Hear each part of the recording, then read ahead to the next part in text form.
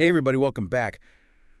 We're going to do a deep dive on something today that's pretty important. It's that E. coli outbreak that's been in the news lately, linked to McDonald's Quarter Pounders. Yeah. And we got some updates here and some new information Right? we're Yeah. going to go through, and I think it's definitely worth looking into, especially if you're a fan of those burgers yourself. Yeah, for Well. sure. So no, what's really striking is just how quickly this thing has kind of blown up. Right. The number of cases has jumped by like 50% in just the last 3 days, Oh, wow. bringing the total to 75 people across 13 states now. Yeah, and it's not just the numbers, right? Yeah. Like it's actual people who are dealing with the fallout of this, and Yeah. we're seeing hospitalizations, Right. and some people are even developing something called hemolytic uremic syndrome, Yeah. HUS, which is a really serious complication that can actually lead to kidney failure. Right. So this is not a small thing. This is actually pretty serious. It's serious stuff. And geographically, the spread is pretty concerning, too. Yeah. It started out kind of concentrated in Colorado, Montana, and Nebraska. Uh-huh. But now we're seeing it in places like Michigan and Washington. So Right. it's definitely spreading. Yeah, it's covering more ground for sure. So with all these cases popping up, obviously the investigation's heating up. Yeah. What are they looking at specific? What are they zeroing in on? Well, they haven't pinpointed the exact source yet, but both the beef patties themselves Okay. and the slivered onions that they use in those quarter pounders are under scrutiny. Okay. So far, McDonald's has taken pretty decisive action. They Yeah. pulled the burgers from the locations that they think might be involved, Yeah. and they stopped distributing onions from those spots too. Yeah. That was probably a good move on their part because, who knows how many more people Right. could have gotten sick Yeah. if they hadn't acted quickly like It that. could have been a lot worse. Yeah. Absolutely. And speaking of taking action, one of their onion suppliers, Taylor Farms, Yeah. they issued a recall as a precaution, even though their own tests didn't find any E. coli. Interesting. So that's pretty interesting. It is. It really shows you that they're taking it seriously. Yeah. Prioritizing public safety even when they don't have definitive proof of contamination. Yeah, and I think that speaks to the complexity of, The the food supply chain, right? big tangled web. Yeah, Yeah. like even companies that are trying to do the right thing, they can still get caught up Exactly. in these outbreaks. It can happen to anybody. Yeah, and the CDC has found something interesting. Everyone they've interviewed who got sick Yeah. specifically mentioned eating quarter pounders before they got sick. Oh, wow. So that's a pretty big clue. It is. It really narrows things down. Absolutely. I mean, it's not 100%, but, given that no other restaurants or retailers have been identified as potential sources, it really makes you wonder, how did it get in there? Like, how did E. coli end up in these burgers in the first place? That's the million-dollar question, isn't it? Yeah. Well, the thing is, this specific type of E. coli, the O157H7, Okay. it's often found in the intestines of cattle. Oh, okay. And so during meat processing, even like the tiniest amount of fecal matter Yeah. can contaminate the meat. Okay. And if that meat isn't cooked thoroughly, Right. those bacteria can survive, and then people get sick when they eat it. So you're saying like even a little slip up A tiny mistake can have huge consequences. during processing can have these huge consequences. Exactly. Wow. And it's not just limited to the beef either. Oh. Produce, like those onions, can also get contaminated Okay. if they come into contact with contaminated water Huh. or surfaces during growing or harvesting or even processing. So it's like There are so many points where things can go wrong. it's really important to have those, like those rigorous safety standards at every single point At every single step, yeah. in that whole process. Absolutely. From start to finish. The whole supply chain has to be airtight. Wow. Yeah. It's kind of unsettling to think about, honestly. It is a little bit scary when you really think about it. Yeah, like all it takes is one little mistake. One little slip up. And so many people can be affected. It's true. It's a reminder that we need to stay vigilant. Yeah. And, while the CDC says the immediate risk to the public is pretty low now, Okay. That's good. thanks to McDonald's quick response and that recall, Right. it's important to keep in mind that more cases could pop up. Yeah, because it takes a while, right? Like to connect the dots. Exactly. It can be weeks before someone gets sick and then figures out it's linked to an outbreak. Oh, wow. So it's really smart to stay aware of those symptoms, Right. even if you think the danger is past. So speaking of symptoms, what should people be looking out for specifically?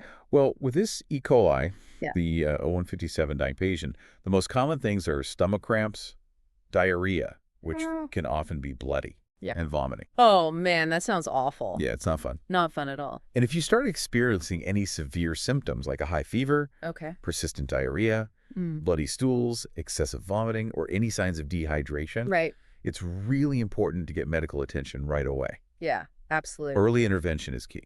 And I know we mentioned before that some groups are more vulnerable to complications from E. coli. Right. Who are those folks again? So we're talking about young children under the age of 5, Okay. adults over 65, Okay. and anyone with a weakened immune system. Oh, yeah. Those are the people who are most likely to have serious problems if they get infected. It's just really sad to think about, all these people going through this difficult time because of this outbreak. Yeah, it's tough. And it's not just a public health issue, right? Like, there's a human element to it as well. Absolutely. And, this information actually mentions a couple of lawsuits that have been filed by people who got really sick after eating those Quarter Pounders. Oh, wow. There's Clarissa DeBach from Nebraska Okay. and Eric Stelly from Colorado, and both of them ended up needing emergency care. Wow, that's serious. Yeah, it is. It really puts a face on the statistics. Yeah. When you hear those personal stories, it really hits home. Absolutely, and it sounds like their cases aren't isolated either. Oh, no. The law firm that's representing them is actually working with at least 9 other victims. Wow. So this isn't, just some statistic we're talking about here. This is real people's lives. It is. Being impacted in a very real way. Right. So what does all this mean for the average person?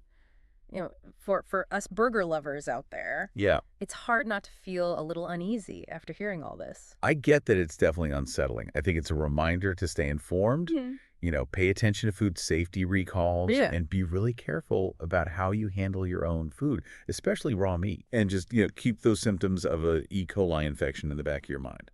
Okay, so knowledge is power, like they say. Exactly. So just to recap real quick, we got this E. coli outbreak that's hit a lot of people. Right. The investigation is zeroing in on beef and onions from McDonald's. Right. And while the immediate risk seems to be pretty low right now, thanks to, their quick action and the recall, it's still a good idea to be cautious. Absolutely. And of course, we can't forget about those groups that are more vulnerable. Right. Those folks who need to be extra careful. Yeah, exactly. Yeah, this outbreak really highlights the fact that foodborne illnesses are a serious public health issue. It makes you think, It does. about where our food comes from and all the steps it goes through to get to our plates. Yeah, and with today's, complex and globalized food supply chains, Right. tracing the origins of an outbreak and preventing future ones, Yeah. it becomes even more challenging. That's a really good point. Yep, this outbreak might be linked to McDonald's. But it really raises questions about the whole system, right? It does. Like, where were these onions grown? How is the beef processed? Exactly. It's this whole chain of events that led to this point. It's a tangled web. Yeah. Yeah, Yeah. and understanding those connections is crucial Absolutely. if you want to ensure food safety on a larger scale. So here's a question for everyone listening. Okay. How can we create a more resilient and transparent food system, Right. one that minimizes these risks, the risks of these outbreaks happening? That's a great question. It's a big question, but It is, but it's worth asking. I think it's one that we need to think about. Absolutely. We can all learn from cases like this one and advocate for change and Right. work towards a safer food future. Well said. Thanks for diving deep with us today, everyone. Stay curious, stay informed, and stay safe out there. Yeah, it can make you a little nervous. It really does. I think it's a reminder that we really got to stay on top of things like pay attention to those food safety recalls. Right. Be really careful about how you handle your own food at home, Yeah. especially raw meat. Right. And just, be aware of the symptoms of E. coli, Okay. just in case. Yeah. So, like they say, knowledge is power. It really is. So let's just do a quick recap here. Okay. We got this E. coli outbreak that's hit a bunch of people. The investigation is really focusing on those beef patties and onions from McDonald's. Right. And while the immediate risk seems to be down right now because of McDonald's, quick action and the recall, it's still a good idea to be cautious. Yeah. Definitely better safe than sorry. Yeah. And of course, we can't forget about those groups that are more vulnerable to complications. Absolutely. Those folks need to be extra careful. For sure. This whole thing really underscores the fact that foodborne illnesses, Yeah. they're a serious public health issue. It really does make you think It does. about where all our food comes from, Right. and the journey it takes to get to our plates. Right. And with today's incredibly complex and global food supply chain, Uh-huh. tracing the origins of these outbreaks Hi. and figuring out how to prevent them. Right. It's a huge challenge. It is. It's a really good point, because this might be linked to McDonald's right now, Mhm. but it really raises questions about the whole system. Absolutely, the whole system. Like, where were those onions grown? Exactly. How was that beef Right. processed? Were there breakdowns in protocol? Yeah, it's a whole series of events Yeah, a whole chain of events that had to happen. that led to this outbreak. And it's all connected. Yeah, it's a huge web. And understanding those connections is so crucial Yeah. if we want to create a truly safe food supply. So here's something to think about, for everyone listening. Okay. What can we do to work towards a food system that's more resilient Right. and more transparent? More accountability. Yeah, and one that really minimizes the risks of these outbreaks happening. That's the big question, isn't it? It is a big question, but It is, but it's the right one to be asking. yeah, I think it's one that we really need to consider. Absolutely. We can all learn from this, examine these cases like this one, figure out what went wrong, Right. advocate for change, Absolutely. and hopefully work towards a food future that's a lot safer. I think we can do it. All right, well, thanks for diving deep with us today, everyone. Thanks for having me. Stay curious, stay informed, and stay safe out there.